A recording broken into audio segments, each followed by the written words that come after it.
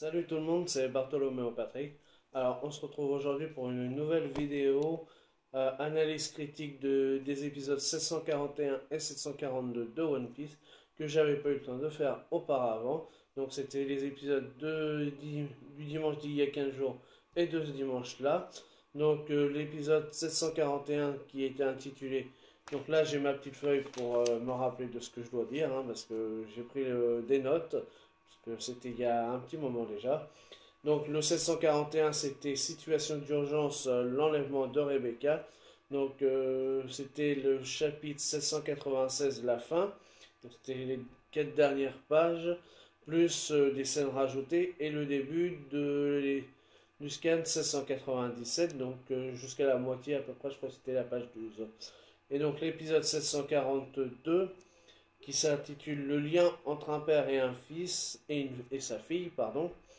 Parce qu'en fait c'est entre Kéros et Rebecca. Donc voilà, donc là c'est la fin du chapitre 797. Donc plus des scènes rajoutées, toujours par les studios de la Toei, ainsi que le début du chapitre 798 jusqu'à la page 10.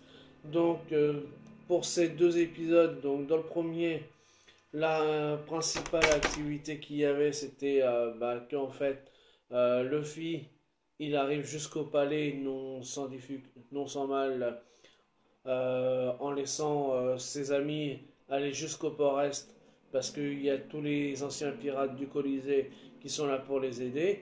Donc lui, pendant ce temps-là, il a décidé d'aller au palais donc pour aller voir Rebecca pour savoir si la décision du soldat San, à savoir Kairos, lui convenait et donc de savoir s'il pouvait pas faire quelque chose.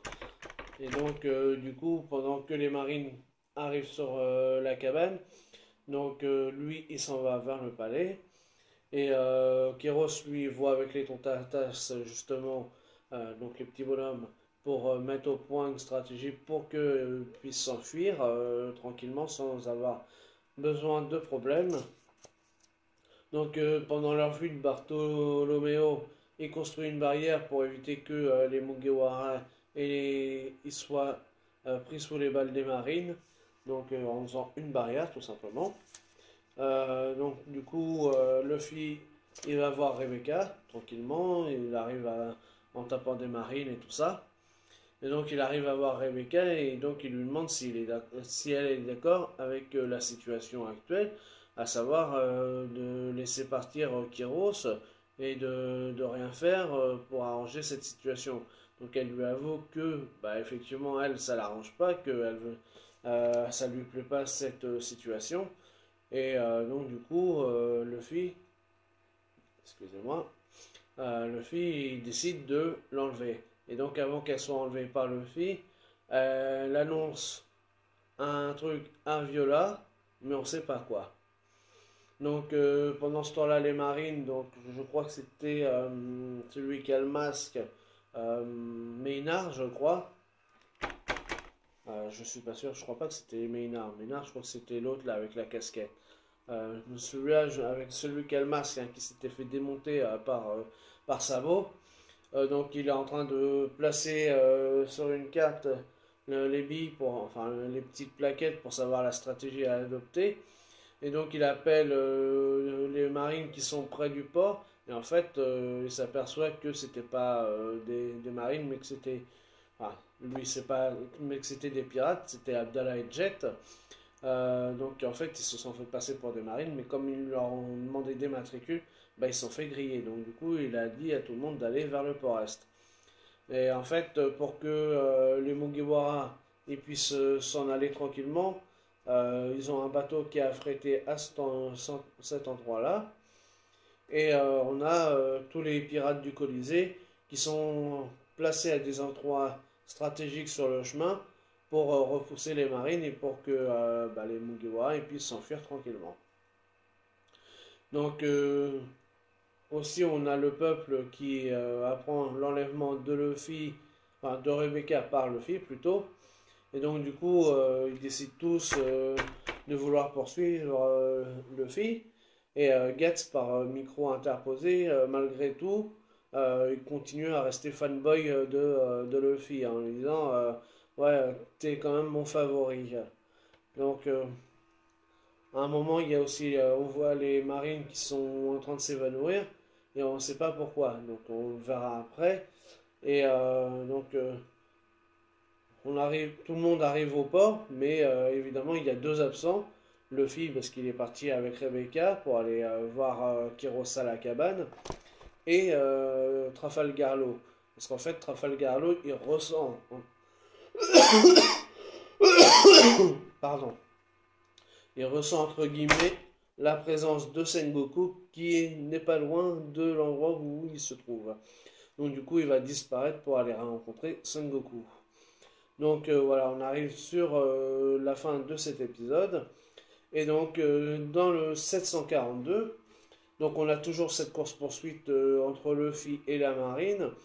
Et finalement Luffy arrive à ramener Rebecca à un endroit en lui disant que bah, si tu continues par là, tu arriveras vers la cabane où se trouve ton père. Et donc tu pourras aller rencontrer. Parce que moi, il faut que j'y aille.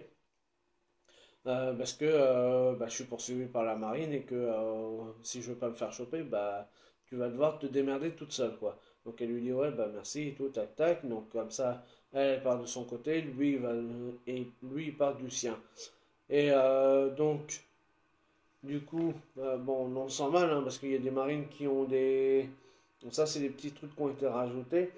Parce qu'à un moment, il se fait attraper par un filet prison, et comme ils sont faits en Kairoseki, bah, du coup, il perd tous ses pouvoirs. Bon, on a Rebecca qui l'enlève, et donc, du coup, voilà, ils arrivent un peu à s'en sortir. Bon, voilà.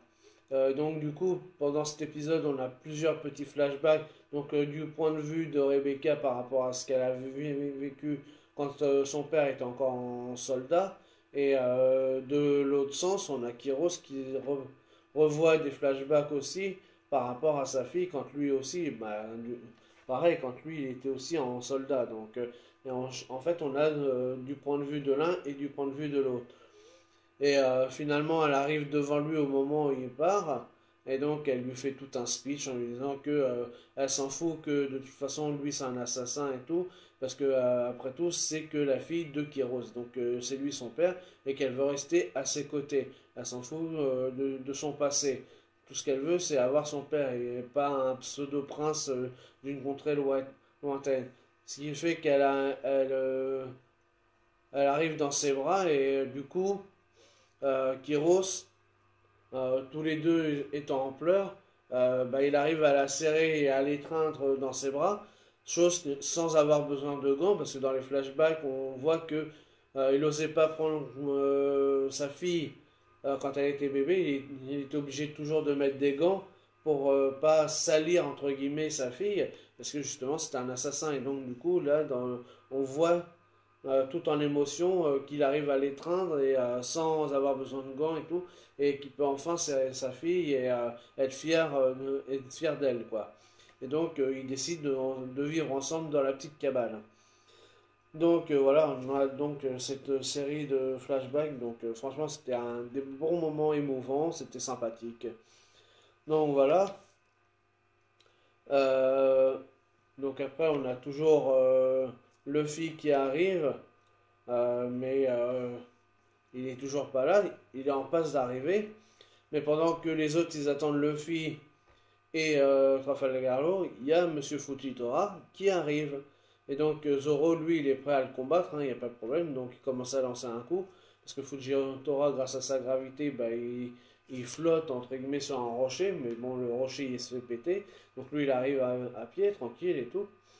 Donc Zoro, lui, il est prêt à rendre compte, mais Bartholomew lui dit non, non, vas-y, c'est bon, reste derrière avec les autres Mugiwara. Nous, on va s'en occuper avec tous les hommes du Colisée. Ce qui est important, c'est que nous, on vous protège. Donc vous devez vous enfuir. Tant que Luffy et Trafalgar Law ne sont pas là, nous, on va s'en occuper et pour vous protéger. Donc du coup, il fait une barrière en attendant et il y a l'autre qui lui dit...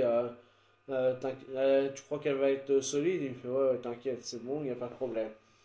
Et du coup, Luffy qui est pas loin de la scène et tout, il voit que il y a un grand boom qui éclate et tout. Il dit ah merde, il y a des combats qui viennent d'arriver et tout, donc il faut que je me dépêche. Et Donc, voilà. Donc là, en fait, on apprend aussi que, donc je crois que c'est Maynard, non, c'est pas Maynard, c'est l'autre, là, je sais plus comment il s'appelle. Donc il est en train de placer tous les hommes tout autour du port, et même avec les bateaux, mais en fait, à chaque fois qu'il appelle un des marines par escargophone, il se rend compte que, bah, soit ceux qui étaient au sol, mais ils sont pas évanouis, donc c'est pas dû au HDR, hein, au Haki des rois, donc ils pensaient que c'était à cause du Haki des rois, mais comme ils sont conscients, donc c'est pas dû à ça. A priori, ça doit être dû au fait de la gravité par Fujitora, peut-être que parce qu'il veut s'en occuper personnellement, parce que je crois pas que c'est lié au Tontata, ou alors c'est parce que si c'est bien par rapport au Tontata, c'est parce qu'en fait ils ont tellement de, parce qu'en fait on voit encore Mancheri qui récupère de la force des soldats, donc du coup bah comme ils ont plus de force, bah ils s'écroulent, ils s'évanouissent et donc parce qu'ils ont plus de force, donc ils peuvent plus combattre. Donc, parce que les Tontata, en fait, continuent à être alliés des Mugiwara par rapport aux ordres que Kiros leur a donnés. Donc, du coup, ils les empêchent en leur volant leurs armes. Léo, on le voit, il a cousu les bateaux entre eux. Donc, il y a plein de petites choses comme ça euh, qui font que les Tontata permettent aux Mugiwara de s'en sortir et que les marines soient affaiblies. Et donc à la fin, on a le petit passage entre Trafalgar et Sengoku à propos de Corazon, parce que Corazon était un officier de la marine, et donc Sengoku, il lui explique que en fait, ce jour-là, quand il a appris la mort de Corazon, qu'il avait perdu quatre choses, donc bah, les pirates Barès, hein, donc le père de X-Drake, euh, il avait perdu Corazon, donc il le parce qu'en fait, Corazon pour Sengoku, c'était comme son fils, il le considérait comme un fils. Parce que bon, en fait, cette histoire-là, c'est que Corazon, il voulait balancer son frère, parce que c'est Doflamingo, hein, son frère. Et donc, il voulait l'empêcher de revenir à Dressrosa et massacrer la ville, quoi. Parce que voilà, il sait que son frère était dangereux. Et, pardon. Et donc, il a perdu donc, les Barrels, les Corazon, le Opénomi et l'enfant qui était malade, qui était atteint de tuberculose. En fait, Corazon, il lui explique que bah, le gamin qui était là-bas, c'était lui, tout simplement. Et donc, bon, et que c'est grâce à Corazon que il a pu avoir le Opénomi et que il a pu être sauvé et il avait, excusez-moi, voilà, et que il a perdu sa maladie. Donc voilà, donc il lui explique, en fait, il lui fait la révélation que c'était lui que Corazon avait sauvé. Donc voilà, on finit avec cet épisode-là. Donc franchement, c'était deux bons épisodes hein, dans l'ensemble. Vraiment avec des passages larmoyants par rapport à Kéros et Rebecca et tout leur passé, tout ce qu'ils ont pu vivre ensemble. Ah oui, j'avais oublié aussi la petite chose que Rebecca a demandé à Viola, c'était tout simplement de prendre sa place en tant que princesse du royaume de Dressrosa. Chose qui rappelle évidemment à Viola le jour où sa sœur Scarlett, donc la mère de Rebecca, lui avait demandé la même chose. Donc ça en fait même rigoler le roi Riku. Donc voilà, c'était un petit parallèle entre la mère et la fille qui ont la même chose. Parce que à l'époque, Scarlett, elle lui avait demandé à sa sœur de prendre la place parce qu'elle allait vivre avec Kyros dans la petite cabane. Donc du coup, elle ne voulait pas devenir princesse. Ce qui fait la même chose avec Rebecca. Donc voilà. Donc dans l'ensemble, ces deux épisodes étaient vraiment très bien, très bons, très intéressants, avec des bons petits passages et mouvements donc par rapport à la famille Rebecca Kero, Scarlett, Viola, Riku et tout ça. Donc franchement, ça c'était bien. On a eu de l'intensité avec bah, Fujitora, l'autre de la marine, là, je sais pas comment il s'appelle, j'arrive pas à m'en rappeler. Enfin, toutes les situations avec les Tontata et tout ça. Euh, on a aussi des scènes comiques avec Luffy, avec Bartholoméo, parce que Bartholoméo, par exemple, dès qu'il voit que quand il commence à s'enfuir de la cabane, euh, t'as Zoro qui, au lieu de partir à l'est, il part au sud, et donc Barto il lui fait non, mais c'est pas par là et tout, mais c'est pas grave, t'es cool quand même et tout. Et après, à un moment, il lui dit il y a Usopp, il se ramasse la gueule par terre et tout, donc il se ratatine, et il fait moi c'est pas grave, même si tu te casses la gueule, c'est pas grave, tu restes cool quand même. Donc il est tellement fanboy des Mugiwara que du coup, quoi qu'il fasse, c'est super pour lui. Donc voilà, donc c'est des petits passages comiques comme ça qui sont vraiment bien réalisés, bien faits aussi, et qui font que ça, qu'on aime One Piece, quoi. Donc voilà, c'est toujours ce que je dis, mais je me répète encore, mais l'anime permet d'avoir un complément par rapport au chapitre et au scan. Donc voilà, même si des fois c'est vrai que c'est tiré en longueur et qu'il y a des rajouts des studios, mais ça reste quand même des bonnes choses. Donc, voilà pour la review des... Enfin, la review. Pour l'analyse critique des épisodes 741 et 742 de One Piece qu'il y a eu le dimanche d'avant et ce dimanche-là. Et donc, comme d'habitude, si vous avez aimé, n'hésitez pas à liker, à partager, à laisser des commentaires et à mettre des pouces bleus. Et nous, on se retrouve pour de nouvelles aventures One Piece. Allez, ciao tout le monde!